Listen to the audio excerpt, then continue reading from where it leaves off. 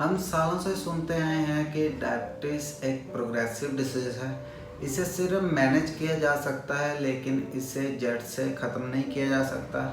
लेकिन सन 1989 में doctor Gerrard देवन ने जब हमें इंसुलिन रेजिस्टेंस के बारे में बताया तो दुनिया भर के हज़ारों साइंटिस्ट मानने लगे कि हाँ, डायबिटीज़ को रिवर्स किया जा सकता है, इसे जड़ से ख़त्म किया जा सकता है। अगर डायबिटीज़ को जड़ से ख़त्म किया जा सकता है तो आज हम इस वीडियो में डिस्कस करेंगे कैसे इसे जड़ से ख़त्म किया जा सकता है, डायबिटीज़ को कैसे रिवर्स किया जा सकता है। नमस्कार, मैं हूं डॉक्टर मनवीर सिंह। आप सभी का क्लिनिकल आयुर्वेदा चैनल में स्वागत है।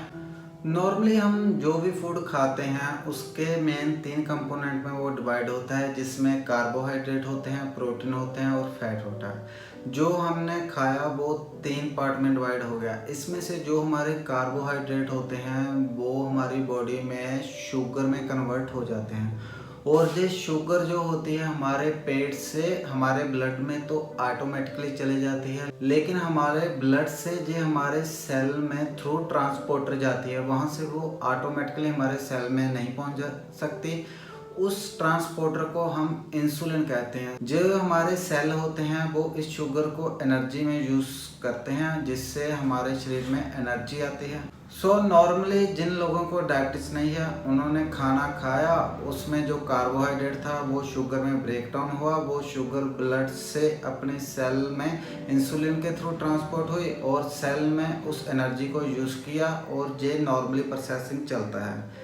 लेकिन जिन लोगों में डायबिटीज़ हो जाती है, जिनमें शुगर हो जाती है, उनमें ये प्रोसेस ऐसा नहीं रहता। ज़्यादातर डायबिटीज़ 2 ही प्रकार की पाई जाती है। एक डायबिटीज़ तो डायबिटीज़ टाइप 1 होती है, इंसुलिन डिपेंडेंट, और एक होती है नॉन इंसुलिन डिपेंडेंट। दुनिया में 5% लोग ही ऐसे हैं जिनमें इंसुलिन की कमी होने की वजह से डायबिटीज़ होती है, लेकिन 95% लोग ऐसे हैं जिनमें इंसुलिन भी रिलीज़ हो रहा है, लेकिन फिर भी उनमें डायबिटीज़ हो रही है।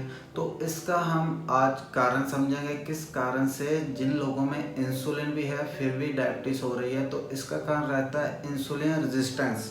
अब बात करते हैं हमारे ब्लड में शुगर बढ़ कैसे जाती है। जब भगवान हमें पैदा करता है तो भगवान हमारे शरीर में एक फैक्ट्री लगाता है जिसे हम पैनक्रिया कहते हैं, जिसका क्या काम होता है कि इंसुलिन के प्रोडक्शन करना। जब भी हमें ज़रूरत पड़ी इस पैनक्रिया से इंसुलिन निकलता है। जब जब हमारे शरीर में शुगर ज़्यादा है तो वो उसको उठाता है और सेल में ठूस देता है। आजकल का लाइफस्टाइल हो गया है, उसमें सारे जंक फूड खा रहे, फास्ट फूड रह गए, एक्सेसिव ऑफ कार्बोहाइड्रेट की इंटेक कर रहे हैं। जब हमने खाना खाया उसमें कार्बोहाइड्रेट की इंटेक ज़्यादा थी, एक्सेसिव कार्बोहाइड्रेट था, उसका ब्रेक डाउन होकर एक्सेसिव शुगर बना। उस एक्सेसिव शुगर को हमारे ब्लड से सेलों में भेजने के लिए इंसुलिन की प्रोडक्शन होनी स्टार्ट होती है।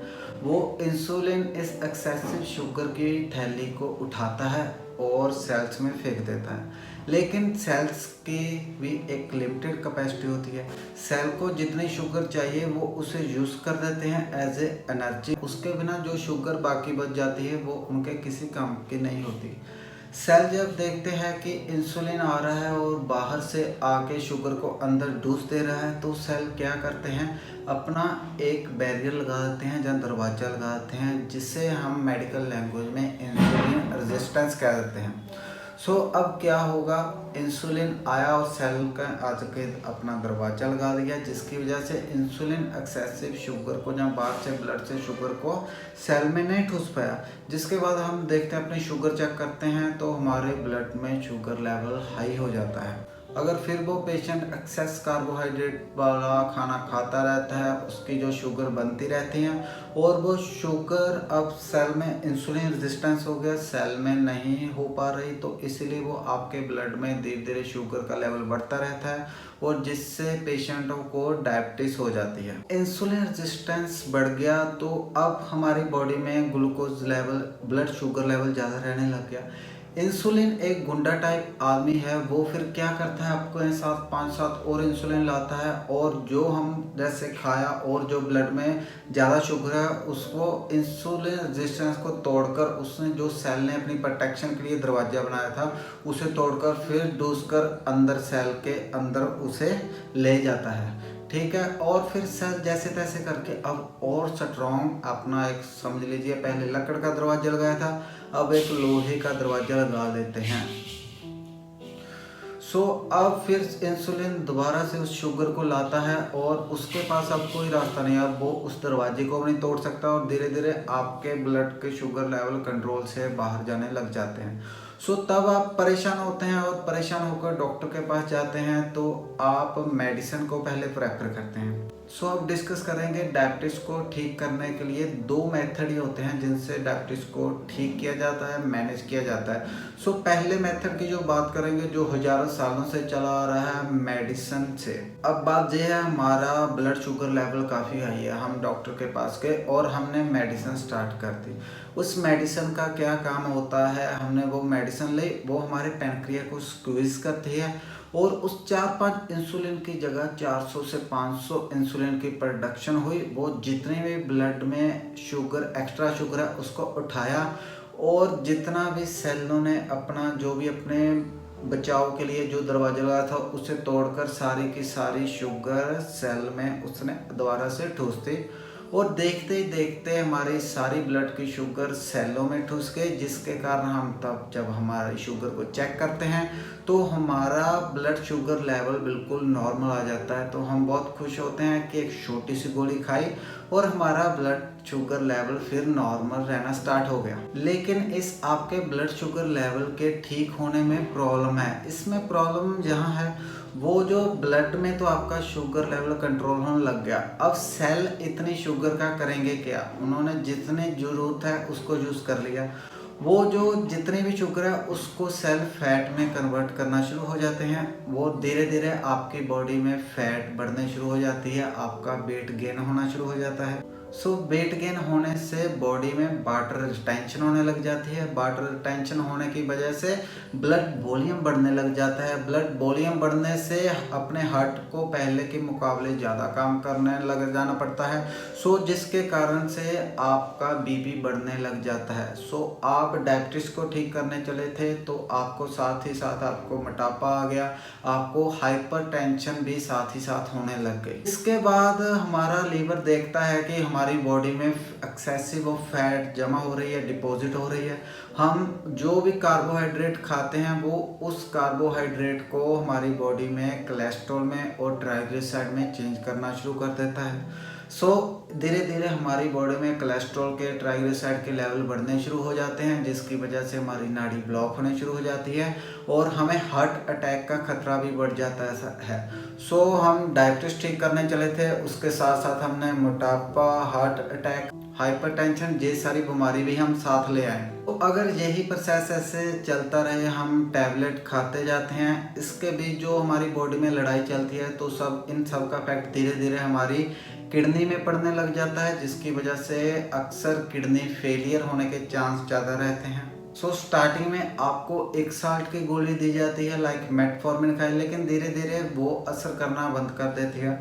वो असर करना इसीलिए बंद करती है क्योंकि बॉडी में धीरे धीरे इंसुलिन रेजिस्टेंस बढ़ता रहता है। फिर डबल साल्ट की गोली लगाते हैं, ट्रिपल साल्ट की गोली लगाते हैं, इसलिए इसे प्रोग्रेसिव डिसीज बोला जाता है। लेकिन जैसे जैसे इंसुलिन रेजिस्टेंस हमारी बॉडी में इंक्रीज हुआ, एक लेवल ऐसा आता है कि ये हमारी गोली काम करना बंद कर जाती है। आप डायबिटीज़ के बिना मोटापा, हाइपरटेंशन, किडनी फेलियर और कई ऐसी कॉम्प्लिकेशन के शिकार हो जाते हो।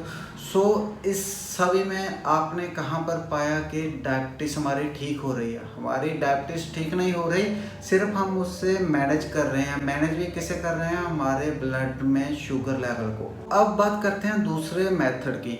मान लीजिए अगर हम कार्बोहाइड्रेट ही कम लें, अगर हमारे शरीर में कार्बोहाइड्रेट कम जाएगा तो उससे कम शुगर बनेगा। कम शुगर को कम इंसुलिन हमारे सेलों में लेके जाएगा। हमारे सेलों में तक कम इंसुलिन से कम शुगर पहुंचेगी तो धीरे धीरे इंसुलिन का रेजिस्टेंस बढ़ना स्टार्ट हो जाएगा। धीरे धीरे इंसुलिन का रेजिस्टेंस बढ़ना स्टार्ट होगा और हमारे सेल जो उनके पास एक्स्ट्रा फैट है उसे एनर्जी में यूज़ करते रहेंगे। धीरे धीरे फैट का लेवल घटने लगेगा।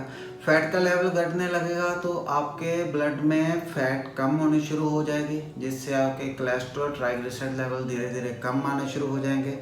वो धीरे धीरे कम आने शुरू हो जाएंगे तो आपका वेट भी कम होना स्टार्ट हो जाएगा। वो आपका वेट कम होना स्टार्ट हो जाएगा तो आपको हार्ट की डिसीज़ के रिस्क कम हो जाएंगे। इस तरह धीरे धीरे करके आपके बॉडी में सारी कॉम्प्लिकेशन कम हो जाएगी। आपको काम क्या करना है, दो चीज़ें इसके लिए बहुत ज़रूरी है। नंबर फर्स्ट नॉलेज और सेकंड डिसिप्लिन। नॉलेज, आपको नॉलेज होनी चाहिए क्या खाना है, किस चीज़ में कार्बोहाइड्रेट कम है, आपको कार्बोहाइड्रेट कम किस चीज़ में है किस चीज़ में नहीं, उसकी प्रॉपर नॉलेज होनी चाहिए। हाँ, इससे खाने से मेरी बॉडी में कार्ब्स ज़्यादा जाएंगे और इस चीज़ से खाने से मेरी बॉडी में कार्ब्स कम जाएंगे। Second discipline. डिसिप्लिन में हाँ, इस चीज़ में कार्ब्स ज़्यादा है, ये स्वादिष्ट भी है लेकिन मैंने इसे नहीं खाना, वो इसमें डिसिप्लिन बड़ा रखना पड़ेगा। हाँ, आपको 1 साल लग सकता है आपकी डायबिटीज़ में रिवर्स होने में, लेकिन धीरे धीरे अगर आप इसको फॉलो करेंगे तो ठीक 1 साल में आपका इंसुलिन रेजिस्टेंस बिल्कुल कम हो जाएगा और आपके ब्लड में शुगर लेवल आपका नॉर्मल रहना स्टार्ट हो जाएगा, किसी भी विदाउट मेडिसिन के। अगर आपको ये वीडियो अच्छी लगी हो तो आप लाइक करें, शेयर करें और चैनल को सब्सक्राइब करें।